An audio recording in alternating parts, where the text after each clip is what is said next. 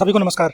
आज हम क्विकली इस वीडियो में रिव्यू करेंगे इक्विटास स्मॉल फाइनेंस बैंक को, क्योंकि ये हमारे कुछ सब्सक्राइबर के रिक्वेस्ट ऑलरेडी आए हुए हैं। इस वीडियो को कवर करने में मेरे को थोड़ा टाइम लग गया, क्योंकि मैं वेट कर रहा था कि इसका रिजल्ट आए, इसके कौन कॉल की ट्रांसक्रिप्ट आए, तो उसको हम थोड़ा डिटेल में समझ सकें, क्योंकि मेरे को यहाँ पे इतने ज़्यादा पॉजिटिव आउटकम नहीं दिखते हैं फंडामेंटली। सो उसको हम यहाँ पे आज इस वीडियो में डिस्कस करेंगे एंड अकॉर्डिंगली उसको और अच्छे से समझने की कोशिश करेंगे। So Equitas Small finance Bank, I think हमको इसका बिजनेस नाम से काफी कुछ समझ में आता है, बट क्विकली कवर करेंगे कि ये एक स्मॉल बैंक है जो कि फुल्ली ओन्ड सब्सिडरी है इक्विटास होल्डिंग की, एंड इसको काफी टाइम हो गया है मार्केट में। जियोग्राफिकली अगर देखा जाए तो इंडिया के 18 स्टेट्स और यूनियन टेरिटरी में ये काफी अच्छे से फैला हुआ है।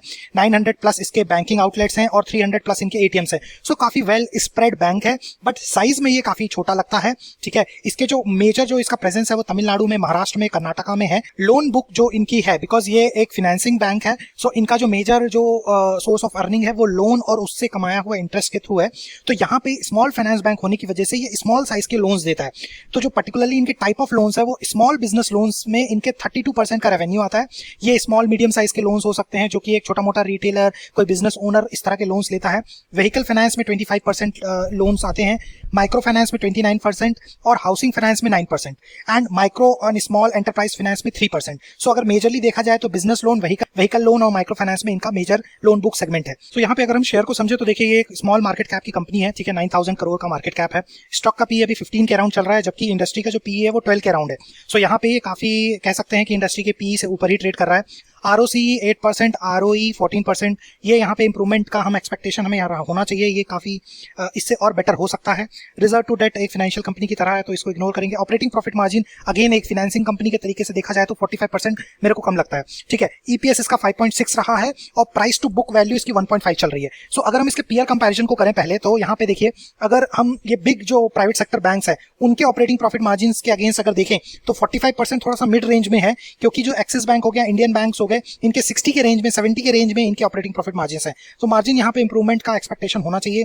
हम ये लार्ज प्राइवेट सेक्टर बैंक के अगेंस्ट कंपेयर ना करके अगर हम स्मॉल फाइनेंस बैंक के अगेंस्ट कंपेयर करें, जैसे कि Ujjivan finance, Karnataka bank, Tamil Nadu mercantile, south Indian bank, J&K bank, अगर इनसे कंपेयर करें तो इसका जो PE 14-15 दिख रहा है वो compare to other small finance bank काफी हाई है। ठीक है, जैसा कि हमने देखा इंडस्ट्री का जो PE है वो है 12, यहाँ पे उज्जीवन काफी कंफर्ट देता है, कर्नाटक बैंक कंफर्ट देता है PE के पर्सपेक्टिव में। ठीक है ना, और लेकिन जो इक्विटास है उसका PE थोड़ा सा हायर एंड में दिखता है। सो यहाँ पे मेरे को थोड़ा, यहाँ पे कंपैरिजन थोड़ा सा है वो अगेंस्ट जाता है इक्विटास के कंपैरिजन में। वही अगर आप इसका ROCE ROE कंपेयर करेंगे तो उज्जीवन का आप देखोगे 26 एंड 31% का इसका ROCE ROE है, जो कि काफी अच्छा है। ठीक है, वही अगर इक्विटास की बात करें तो 16 एंड 14 है, जो कि अगेन यहाँ पे भी एक इंप्रूवमेंट का हमें एक एक्सपेक्टेशन होना चाहिए। सो क्लियरली यहाँ पे PE कंपैरिजन थोड़ा सा अनकंफर्टेबल लगता है और पीयर कंपैरिजन के पर्सपेक्टिव में ROCE ROE थोड़ा और इंप्रूव होना चाहिए। अब अगर हम प्राइस के पैटर्न को देखें, जो ये 2020 में लिस्ट हुआ था 39 के अराउंड, वहां से ये शेयर काफी अच्छा रैली ऑलरेडी दे चुका है, ऑलमोस्ट 2x से ऊपर इसने अभी अपना रिटर्न्स दे दिए हैं। लेकिन अगर इसके परफॉर्मेंस को देखा जाए तो जो इसके EPS ग्रोथ हो रही थी अर्निंग्स की, वो एक टाइम पे आकर के पिछले 2 क्वार्टरों से थोड़ी कम हो रही है। ठीक है, इसको हमें समझना पड़ेगा कि ऐसा क्यों हो रहा है और आगे आने वाला गाइडेंस क्या है, बिकॉज थोड़ा टाइम के लिए तो PE जो है वो 25 के ऊपर चला गया था, जो कि एक स्मॉल फाइनेंसिंग बैंक के लिए काफी हाई PE माना जाएगा। यानी कि यहाँ से ये PE को श्रिंक होना बनता था, और जो ये EPS में ग्रोथ आई है वो काफी हद तक के इसको एक कंफर्ट 14-15 के रेंज में इसका PE सेटल हो गया था। लेकिन अब जो कि यहाँ पे EPS में डिक्लाइन देखा गया है, अब ये PE जो है 14 के अराउंड कंफर्टेबल नहीं लगता है। ठीक है, इसके लिए हमें अब इसके क्वार्टरली रिजल्ट्स को स्टडी करना चाहिए। सो क्वार्टरली रिजल्ट में हम क्लियरली देख पा रहे हैं कि सेल्स तो ग्रो हो रही है, एक्सपेंसेस भी नॉर्मली मेंटेन है 25% के अराउंड, बट यहाँ पे एक फाइनेंशियल प्रॉफिट जो है वो नेगेटिवली रिपोर्ट हुआ है। तो यानी कि जो फाइनेंशियल मार्जिन है वो अभी रिसेंट क्वार्टर में -12% रिपोर्ट हुआ है, जो कि बहुत हाई है एज कम्पेयर टू इसकी हिस्ट्री। बड़ी मुश्किल से पिछले 3-4 क्वार्टरों में 2-6-5 के फाइनेंशियल मार्जिन ये मेंटेन कर पा रहा था। तो यहाँ पे -12% से इसका जो फाइनेंशियल प्रॉफिट मार्जिन है वो डेंट हुआ है। ठीक है, जिसकी वजह से क्लियरली हम देख सकते हैं profit before tax wipe off हो गया है 268 करोड़ से 36 करोड़, और 208 करोड़ जो कि नेट प्रॉफिट था वो सीधे 26 करोड़ चला गया। तो ये हमको इसके जाकर के PDF डॉक्यूमेंट में समझना पड़ेगा कि ऐसा यहाँ पे क्या मेजर यहाँ पे फाइनेंशियल प्रॉफिट का यहाँ पे लॉस हुआ है, वो हमें समझना पड़ेगा। इनके एक्सपेंसेस हैं, जो 750 करोड़ का एक्सपेंस होता था वो 970 करोड़ का एक्सपेंस हुआ है। सो यहाँ पे करीब 200 करोड़ का एक्सपेंसेस काफी ज्यादा हुआ है और यही 200 करोड़ यहाँ से गायब हो गए, अदरवाइज यहाँ पे आपके 200 करोड़ का प्रॉफिट होना चाहिए था। सो ये हमें समझना पड़ेगा कि ऐसी क्या वजह है कि यहाँ पे एक्सपेंसेस बढ़ गए हैं, ठीक है, और वो कितने दिन तक के बढ़े रहेंगे। अगर हम ग्रॉस एनपीए की बात करें तो ग्रॉस एनपीए अभी इसका 2.7% चल रहा है, जो कि हिस्टोरिकली देखा जाए तो काफी वहां से अच्छा है। 4 और 3 का जो इनका ग्रॉस एनपीए हुआ करता था वो अभी 2.7 है, ये एक अच्छी बात है। और नेट एनपीए अगर 2.5 2.15 का हुआ करता था वो अभी 1.1 और या फिर 0.8 का बोल सकते हैं। तो नेट एनपीए में यहाँ पे कोई ज्यादा प्रॉब्लम नहीं दिखती है, ठीक है ना। सो देखा जाए तो नीचे की जो इनके बॉटम लाइंस है वो अच्छे हैं, बट जो टॉप लाइन है और जो स्पेशली जो इनके एक्सपेंसेस है वहां पे कुछ कंसर्न मेरे को यहाँ पे दिख रहा है। अगर हम इसके पीएनएल को देखें तो पीएनएल में इनके जो सेल्स ग्रोथ है वो तो कंसिस्टेंटली 20% से सेल्स ग्रो हो रही है, ठीक है, आगे भी इसके एक्सपेक्टेशन सेम रख सकते हैं हम। प्रॉफिट जो ग्रोथ है वो अभी जाकर के डेंट हुआ है, जो कि इसको अभी 12% का जो लॉस प्रॉफिट मार्जिन आया है वो उसकी वजह से यहाँ पे डेंट आया है, बट अदरवाइज ये 30-28 का मार्जिन मेंटेन किया करते थे। सो ये भी हमें समझना पड़ेगा कि फ्यूचर में इसके प्रॉफिट मार्जिन किस तरह से ग्रो कर सकते हैं।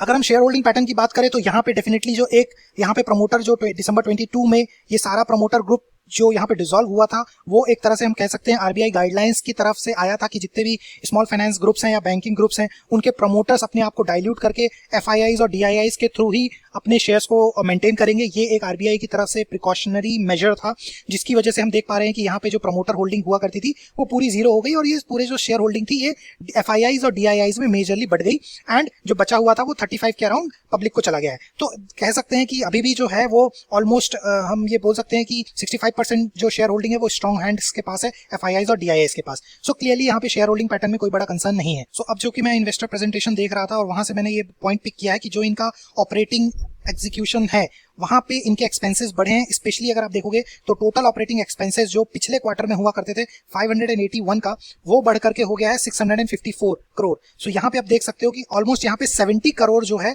वो इनके खर्चे बढ़ गए हैं अपने बिजनेस को चलाने में। और ये पूरा का पूरा जो बेसिकली है ये पूरी तरह से स्प्रेड आउट है। एम्प्लॉय एक्सपेंसेस भी बढ़ा है, अदर एक्सपेंसेस भी बढ़े हैं और डिप्रिसिएशन भी बढ़ा है। सो यहाँ पे 70 करोड़ का जो डेंट है वो आया है। जो मैं यहाँ पे बताने की कोशिश कर रहा था कि ये जो 200 करोड़ यहाँ पे गैप आया है एक्सपेंसेस में, वो 70 करोड़ तो आपके ऑपरेशनल एक्सपेंसेस की वजह से आया है, ठीक है। अब नेक्स्ट हम यहाँ पे इनकी जो इनका जो डिटेल क्वार्टरली रिजल्ट है वहां से कुछ इन्फॉर्मेशन पिक करेंगे। तो यहाँ पे आप देख सकते हो कि ये 31 मार्च 24 पिछले क्वार्टर का रिजल्ट है, ये रीसेंट क्वार्टर का रिजल्ट है जून 24 का, और ये जून 23 पिछले ईयर के क्वार्टर का रिजल्ट है। अब अगर आप यहाँ पे कंपेयर करोगे इनके एक्सपेंसेस, यहाँ पे आप देख सकते हो कि जो टोटल एक्सपेंडिचर हुआ था पिछले क्वार्टर में वो हुआ था 1310 करोड़, ठीक है, पिछले क्वार्टर में, जो कि इस क्वार्टर में हो गया 1369 करोड़। सो यहाँ पे आप देख सकते हो कि वो 70 करोड़ जो एक्सपेंसेस बढ़े हैं वो यहाँ पे रिफ्लेक्ट हो रहे हैं। तो एक जो 200 करोड़ का जो डिफरेंसेस आ रहे हैं तो 70 करोड़ तो आपके एक्सपेंडिचर में बढ़ गए। तो ये तो चलिए समझ सकते हैं कि एक्सपेंसेस बढ़ते हैं जब आपके टोटल रेवेन्यू भी बढ़ता है।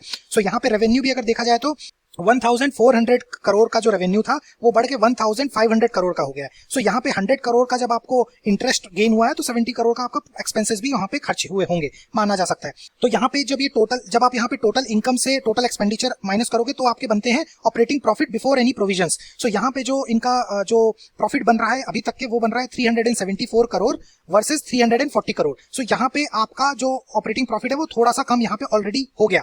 फिर उसके बाद एक प्रोविजंस है एंड कंटिजेंसीज है। यहाँ पे अगर आप देखोगे तो पिछले क्वार्टर में 100 करोड़ था, उसके पिछले साल के क्वार्टर में 60 करोड़ था, ये बढ़कर के हो गया है 304 करोड़। यहाँ पे जो बहुत बड़ा प्रोविजंस यहाँ पे इंपैक्ट किया गया है, कहने का मतलब ये है कि इनके जो प्रोविजंस इन्होंने दिखाए थे वो प्रोविजंस अब बुक्स में ऐड हो गए, यानी कि जो भी इन्होंने एंटिसिपेट किया था कि हमको प्रोविजंस हो सकते हैं वो यहाँ पे प्रोविजंस इनको हो गया है और ये 300 करोड़ का यहाँ पे इनको लॉस इन्होंने एक तरह से रिपोर्ट कर दी है। अब ये जो प्रोविजंस है ये एडजस्ट होंगे 340 करोड़ के जो इनकी प्रॉफिट है और उसमें से माइनस हो जाएगा 304 करोड़, तो बच गया सिर्फ 35 करोड़।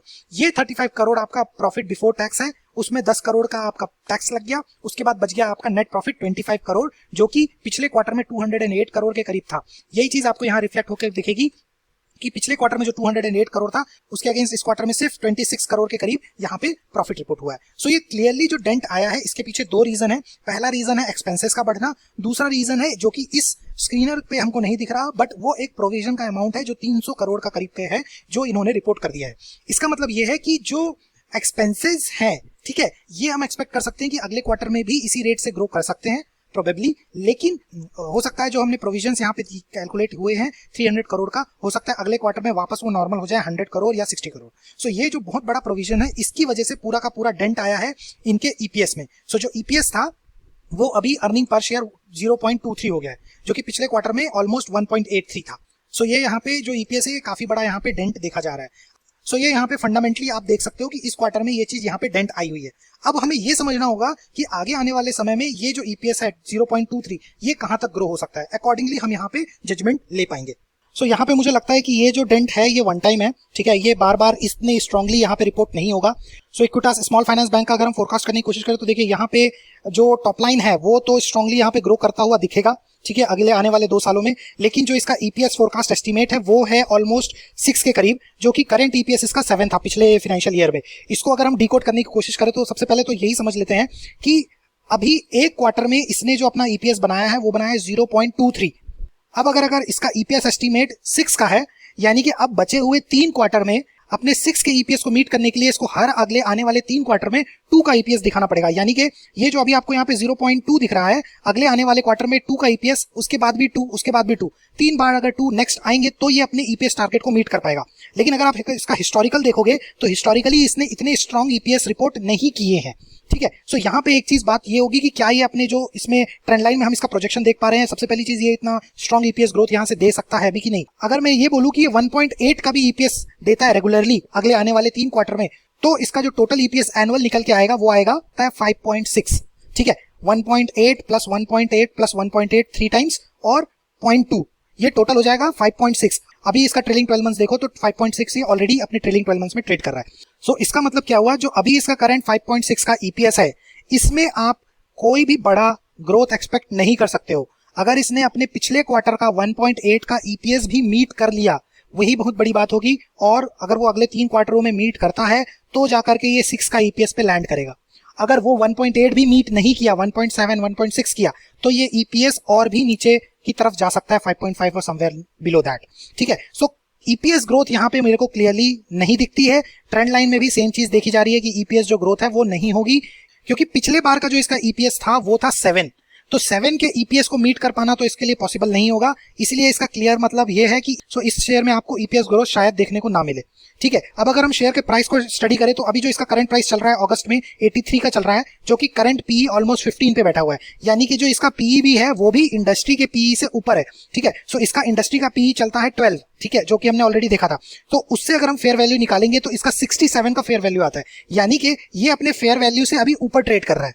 तो एक चांसेस ये भी है कि अगर इसमें वैल्यूएशन करेक्शन आती है तो हो सकता है ये 83 से 67 के अराउंड, 70 के अराउंड ये फॉल कर सकता है, जो कि इसका पिछला स्विंग लो भी था, जो कि हम अभी इसके टेक्निकल चार्ट में भी स्टडी करेंगे। सो कहने का मतलब ये है कि इसमें आपको ईपीएस ग्रोथ भी शायद ना मिले, और पीई भी जो है वो अभी अंडर पीई नहीं है, तो यहाँ पे पीई एक्सपेंशन की भी अपॉर्चुनिटी शायद आपको ना मिले। बस इसमें एक सेंटीमेंट मूव आ सकता है कि जो प्राइवेट सेक्टर बैंक्स हैं जो कि फिलहाल नहीं चल रहे हैं, अगर उनमें पूरी तरह से एक सेंटीमेंट मूवमेंट आता है, हो सकता है तब मार्केट इसके 15 के पीई को 20 का पीई दे दे, ठीक है। और अगर ये मूवमेंट आएगा तब जाकर के आपके शेयर के प्राइस को एक 45% का अपसाइड देखने को मिल सकता है, और टारगेट जो है वो 120 आ सकता है। ये जो मैं आपको समझाने की कोशिश कर रहा हूँ ये स्टॉक अवेयरनेस के लिए है, आपको एजुकेट करने के लिए है कि ईपीएस से ग्रोथ नहीं आ रही, पूरा का पूरा आपको अगले 1 साल में सेंटिमेंट ग्रोथ पे डिपेंडेंट होना पड़ेगा, ठीक है। उसके बाद किस तरह से कंपनी अपने फ्यूचर गाइडलाइंस देती है, किस तरह से कमेंट्री आती है, तब उसके बाद ही हम इसके फ्यूचर टारगेट्स को और फ्यूचर के प्राइस मूवमेंट्स को समझने की कोशिश कर सकते हैं। अभी ये पूरी तरह से सेंटिमेंट ड्रिवन मेरे को दिखता है। अगर इससे कुछ उल्टा हो गया, ये समझ लीजिए कि मार्केट यहां से और करेक्ट होने की कोशिश किया, जो प्राइवेट सेक्टर में है और ज्यादा वहां पे सेलिंग होने लगी, तो इसका पी अभी कंसीडरेबली ऊपर की तरफ ट्रेड कर रहा है। हो सकता है मार्केट इसको इंडस्ट्री पी यानी कि 12 के पी पे सेटल कर दे। अगर ये 12 के पी की तरफ नीचे आता है तो शेयर यहां से और 70 के अराउंड गिर सकता है। ये फंडामेंटली मेरा यहाँ पे ओपिनियन है। और अगर टेक्निकली बात करूं तो देखिए क्लियरली यहाँ पे एक जो प्रीवियस रेजिस्टेंस लाइन था 77 के अराउंड, वही अभी इसका सपोर्ट यहाँ पे बन सकता है। और हम देख सकते हैं कि पिछले मंथ का जो इसका स्विंग लो था 74 के अराउंड, ये इसका एक सपोर्ट लाइन बन सकता है, बिकॉज ये इसके फेयर वैल्यू पे भी इसी रेंज में आता है। तो हो सकता है यहाँ पे इसको एक सपोर्ट जोन मिल जाए, बशर्ते आगे आने वाले क्वार्टर में किस तरह से इसके ईपीएस में मूवमेंट देखा जा रहा है। 1.7, 1.8 या 2 का ईपीएस अगर आएगा तो ये यहाँ पे कंसोलिडेशन रेंज बनाएगा। और अगर गलती से इसका ईपीएस और कम आया यानी कि 1.5 या उससे भी नीचे आ गया, तो ये डेफिनेटली सपोर्ट लाइन मुझे लगती है कि ब्रेक हो जाएगी और ये एक और फर्दर नीचे डाउन ट्रेंड देख सकता है। टेक्निकली ये काफी पॉसिबल लग रहा है, क्योंकि ये लोअर हाइज और लोअर बॉटम बना रहा है। जब तक इसको एक स्ट्रॉन्ग फाइनेंशियल रिपोर्ट नहीं आएगी अगले क्वार्टर्स में, तब तक इसको सपोर्ट नहीं मिलेगा। सो मैं ये एक्सपेक्ट करता हूँ कि ये एक स्मॉल कैप होने की वजह से शायद आपने इसको ज्यादा हैवी वेट इन्वेस्टमेंट इसकी ना की हो, तो हो सकता है इसके डाउनफॉल से आपको ज्यादा इंपैक्ट ना हो। ठीक है, तो वो चीज आपको थोड़ी सी समझनी होगी। लेकिन अगर बाई चांस ये काफी और नीचे की तरफ आता है तो इसको रिविजिट करना पड़ेगा, इसके और थोड़े लॉन्ग टर्म एनालिसिस करनी पड़ेगी कि फ्यूचर इसके आउटलुक कैसे दिख के आते हैं। हो सकता है नीचे आपको इसको और एक्यूमुलेशन पॉइंट डेफिनेटली मिल सकता है। लेकिन अगर आप इसमें एक फ्रेश इन्वेस्टमेंट करना चाहते हैं तो मुझे लगता है कि आपको इसके कॉम्पिटिटर्स को और थोड़ा सा समझना चाहिए, क्योंकि उज्जीवन स्मॉल फाइनेंस बैंक हो गया और भी जो ऐसे शेयर्स हैं जो कि अंडर वैल्यूड दिखते हैं, वहां पे आपको ज्यादा पोटेंशियल देखने को मिल सकती है एज कम्पेयर टू इक्विटास। तो इस वीडियो को ज्यादा स्ट्रेस नहीं करते हुए यहाँ पे मैं बस ये क्विकली ऑब्जर्वेशन दूंगा कि आपको आने वाले क्वार्टर्स को बहुत डीपली ट्रैक करना पड़ेगा। ठीक है, उसके बेसिस पे ही इसके आगे आने वाले जो ईयर्स है वो समझ में आएंगे। बट क्लियरली अगले एक साल में कुछ ज्यादा बड़ा अपसाइड नहीं दिखता है। सारा कुछ जो भी है वो सेंटीमेंट ड्रिवन ही होगा और उस तरह के मूवमेंट का कोई फंडामेंटल ग्राउंड नहीं होता। ठीक है, अब यहाँ पे स्ट्रॉन्ग ओपिनियन यही है कि कंपनी तो अच्छी है, ठीक है, स्मॉल फाइनेंस ग्रुप है, काफी वेल स्प्रेड है, अपने जो इनके एनपीएस है वो हमने देखा है कि काफी अच्छे से वेल कंट्रोल्ड मैनर में चल रहे हैं। तो लॉन्ग टर्म एक तरह से देखा जा सकता है, बट आप अपना पोर्टफोलियो एलोकेशन इसका एक स्मॉल कैप की तरह ही रखें, ओवरवेट ना जाएं, वो इसके लिए रिकमेंडेशन रहेगा। एंड मूवमेंट इसमें फ्यूचर में आएगा जब यहाँ पे एक अच्छी रिजल्ट आने शुरू हो जाएंगे। इस वीडियो में इतना ही। Thank you everyone.